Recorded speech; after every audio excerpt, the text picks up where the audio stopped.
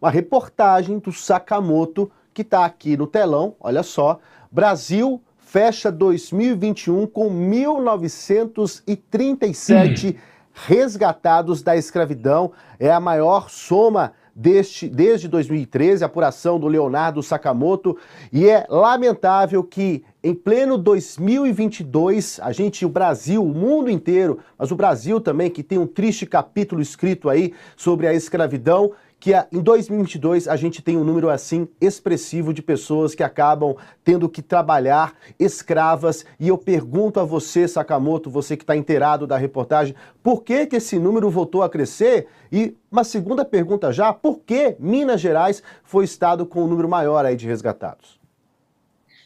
Então, tem uma metáfora que as pessoas usam quando vai falar do combate ao trabalho escravo, que é basicamente o seguinte: a situação do trabalho escravo é uma sala escura, cheia de pichações na parede, e você não consegue ver tudo. Então, você joga uma lanterna, e quando você aponta para as paredes, você consegue ver uma pichação por vez e acabar descobrindo. Se você tivesse recursos suficientes, você acendia a luz da sala e via tudo que está acontecendo.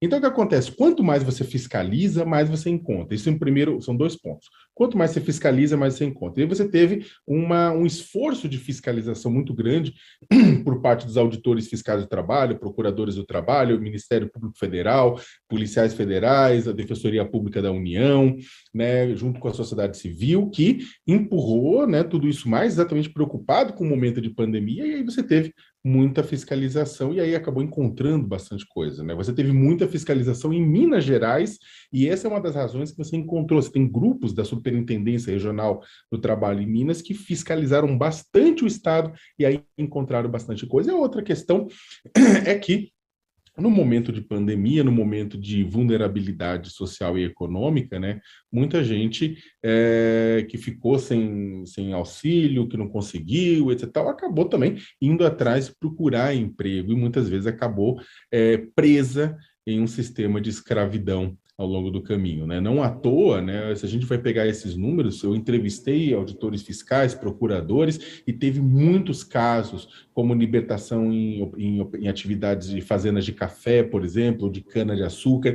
em que o trabalhador estava escravizado com Covid. No momento da fiscalização, eles estavam covidados. Você teve um caso, inclusive, que de 70 pessoas que estavam no café, 65 estavam trabalhando com Covid. Né? Isso é mais, pô, mas como é que aguenta? Essa é a pergunta, né? É escravizado e com Covid.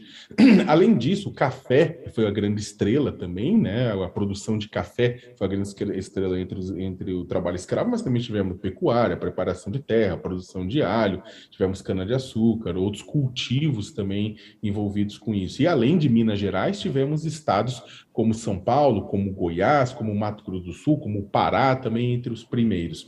Esse ano que passou foi interessante porque não apenas tivemos 1937 trabalhadores encontrados em situação de trabalho escravo contemporâneo, mas também tivemos o maior número de operações, como eu falei, 443 operações de fiscalização e mais de 10 milhões de reais que foram pagos em direitos trabalhistas e salários atrasados a esses trabalhadores. Para vocês terem uma ideia, para quem acha, trabalho escravo é uma coisa de lá distante, de um lugar longe, 27 unidades da federação, ou seja, todos os 26 estados e o Distrito Federal foram palco de fiscalização e só não encontraram trabalhadores escravizados em 4 estados, né?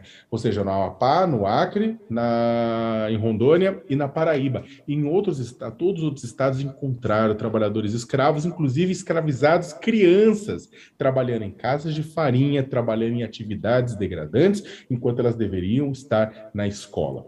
Por fim, uma coisa triste é que é o seguinte: enquanto em 2020 você teve apenas 3 casos de libertação de trabalhadoras empregadas domésticas, em 2021, ou seja, durante o auge, né, o pico da pandemia, você teve uma quantidade muito maior de resgatados em situação de trabalho escravo doméstico. Foram 27 pessoas, né? Não à toa, né? Teve um caso que, inclusive, o UOL divulgou bastante, da Madalena Gordiano, de Patos de Minas, que ficou décadas escravizada, né, pela mesma família, e isso impulsionou as pessoas viram, começaram a ver, e é uma coisa que pega, gente, porque tá todo mundo trancado em casa por causa da pandemia, e aí começam a ver essas histórias, as pessoas começam a olhar, puta, mas tem a do vizinho, tem coisa, e começaram a surgir, pipocar denúncias, 27 pessoas libertadas do trabalho escravo doméstico, algumas delas com 40 anos de escravização.